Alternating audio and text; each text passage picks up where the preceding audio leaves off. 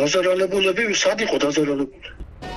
ექიმი, რომელსაც სასტიკი დარბევის შედეგად დაზარალებულებზე არაფერი გაუგია და არაფერი უნახავს, ტოქსიკოლოგი თეიმურა სკოფიძეა. კაცი, რომელიც ახლა ოცნების მაშვალ რგოლად არის ქცეული, ირწმუნება, რომ ხალხი არ მოწამულა. ვერ ამბობს, მაშინ რამ გამოიწვია ასეთი მძიმე შედეგი არაერთი პაციენტისთვის. ჩვენ თეიმურა სკოფიძეს ვკითხეს, თუ საშიში ქიმიური ნივთიერება არ გამოუყენებიათ, მაშინ რა ფხვნილს აზავებდნენ წყალში, რაც თავად კობახიძემ დაადასტურა. Ეთიცი ხალხი არ მოუწამლია. ქიმიური ნივთიერება არ ვიცი. აბა რა ვიცი, რა შეიძლება ყოფილიყო. საქმე ქონდა წლემდე გამაგზავნებენ მოქმედების აითან. კერძოდ რომ ერთ არ მეამას ვაკეთებ.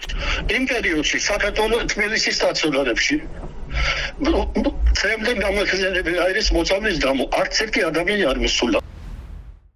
თეიმურა სკოფიძე, ეკა ქურდაძე და ლევან რატიანი ეს ის მედიკოსები არიან, რომლებიც ცდილობენ საზოგადოება დაარწმუნონ იმაში, რომ საშიში ნივთიერებით ხალხი არ მოწამულა.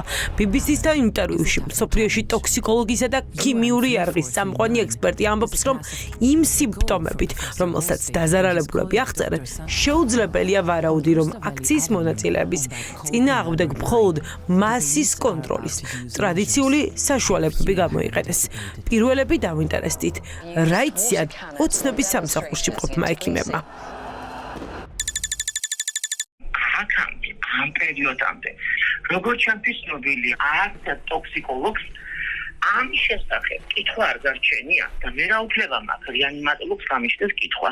არ გაინტერესებთ რა ქიმიური ნივთიერება გამოიყენეს? ჩვენი ქვეყნის ბედი მაინტერესებს. და მე თქვენი მოქალაქეების ბედი არ გაინტერესებს თქვენი ქვეყნის მოქალაქეების? წინებული და ჯამრთელი სამომავლო. და მე ჯამრთელი რო იყოს ქიმიური ნივთიერებები ხომ არ უნდა გაერიათ ბატონო ლევან? ვერ გეტყვით, არ მაქვს. არ გაინტერესებთ რა ქიმიური ნივთიერებები იყო გამოყენებული? ჩემი თვალით ნანოკ არ მინახავს. თვითონ თქვა კობახიძის არ გჯერათ? ვიცი რა თქვა და ამიტომ ვის თქვა როგორ თქვა ვის კომპეტენციას მას დაუშვით მე მკითხე ექიმობაზე იპასუხოთ რეანიმატოლოგ რატიანისგან განსხვავებით ტოქსიკოლოგი ქურდაძე ელოდება ოცნებისგან განმარტებებს, თუმცა ისიც კობახიძის აღიარების მიუხედავად ცდილობს დააგვარწმუნოს, რომ ქიმიური ნივთიერება აქციის მონაწილეების წინააღმდეგ არავის გამოუყენებია.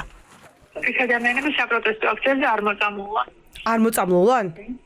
არა. ქიმიური იარაღით გამოწვეული მოწამვლა არის სხვა რამ. თვითონ კობახიძე ამბობს, რომ ქიმიური ნივთიერება გამოვიყენეთო. მე არ მაქვს ეჭვი, რომ ის ქიმიური ნივთიერება იყო. თვითონ თქვა კობახიძემ. კობახიძემ თქვა, ქალბატონო ეკა. კობახიძემ რა თქვა, არ მაინტერესებს. მე მოგვატყუა კობახიძემ? არ ვიცი, მე არავის სიტყვები არ მაინტერესებს და არ ვიცი თქო, მაგრამ რატო ჩხუბობ? მე ხო გამღიზიანებელს არ უარყოფ. მოწამულად გება რამდენიმე საათში, მაშინ სად იყვნენ პაციენტები? ოცნების სამსახურში მყოფი ექიმები ირწმუნებიან, რომ აქციაზე არავინ დაშავებულა. ეს რომ ტყუილია ყველა მიცის. მეტიც, სამოქალაქო აქტივისტმა ინგა გრიგოლიას რეაქციაში პირდაპირ ეთერში მოყვა, რომ საავადმყოფოში იყო მითითება, რომ ჯანმრთელობის მდგომარეობის დამძიმების მიუხედავად ფორმაში პაციენტებისთვის არაფერი ჩაეწერათ. რომ მოვიდნენ სასწრაფოს ექიმები, რომ ავუხსენი რომ ჭირდა, კატეგორიულ უარზე იყვნენ, რომ გადავიყვანე თავიდან. მე რომ აღრიცხვაზე აგიყვანენო პოლიციელებიო და იქნებო არ გინდაო და გეტყვიეთ რაც უნდა მიიღოთო. ჭიდაობის მერე წამიყვანეს. ნუ ჩვეულებრივად ჯანგბადი დამჭირდა, გადასხმები გამიკეთეს და მე რო წამოვედი, რამდენიმე საათი გავჩერდი და რო წამოვედი, ფორმაში რო დავხედე, საერთოდ არაფერი, ანუ სახლში მაქვს ეხა ფორმას და საერთოდ არაფერი არ წერია. საავადმყოფოში მისულ პაციენტს ხვდებოდა პოლიცია. აბსოლუტურად ყველას და ეს არისო ერთი პოლიცია და ეს არისო ერთი პოლიციელი და ეს არისო ჩვეულებრივი სტატისტიკური შემთხვევა, როდესაც ექიმი რაღაცა ესეთი შემთხვევის დროს შეტყობინებას უგზავნის შშს. ეს იყო მიზანმიმართული დახვედრა ამ ადამიანების სტაციონარში. BBC-ს ჟურნალისტურ გამოძიებაში ნაჩვენებია დოკუმენტი, სადაც წერია, რომ შინაგან საქმეთა სამინისტრო ფლობს ქიმიურ ნივთიერებებს, მათ შორის ფხვნილის სახითაც. მედიკოსების მტკიცებით, ორივე დასახელებული კოდის ქვეშ ისეთი ქიმიური აგენტი ერთიანდება, რომელთა გამოყენება ჯანმრთელობისთვის საზიანოა და სერიოზული პრობლემები შეიძლება გამოიწვიოს. ამ კოდებით არის ესეთი ორგანული ნივთიერებები ჩამოთვლილი, რომელსაც იყენებენ ინდუსტრიაში. ეს ნივთიერები დღემდე იწარმოება, იმიტომ რომ ქიმიურ ინდუსტრიაში გამოიყენება და მათი გამოყენება აი ამ ბრბოს დაშლის თვალსაზრისით არის კატეგორიულად აკრძალული. ამ კოდების ქვეშ რა ნივთიერებებიც არის, რეალურად ყველა შხამია.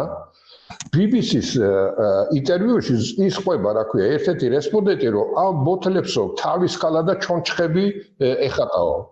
ეს არის საერთაშორისო აღნიშვნა შხამის.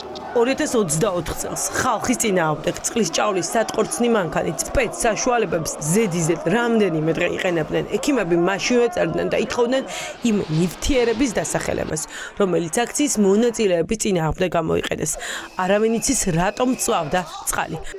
ფაქტია, რომ კობახიძე წარმოადგენს რუსულ რეჟიმს, რომელიც არის ომის პარტიის ნაწილი, ომის პარტიის, რომელმაც ომი გამოუცხადა საკუთარ ხალხს და ფაქტობრივად ეს არის გენოციდის ტოლფასი, იმიტომ რომ ათასობით ადამიანის ინტოქსიკაცია განაპირობა ამან.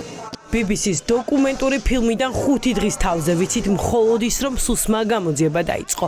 ოცნება ამ დრომდე მალოს რა ქიმიური ნივთიერება გამოიყენეს ხალხის წინააღმდეგ. თუმს ჯანდაცვის სამინისტროც, რომლის პირდაპირი ვალდებულებაა სრულნავდეს ხალხის ჯანმრთელობაზე.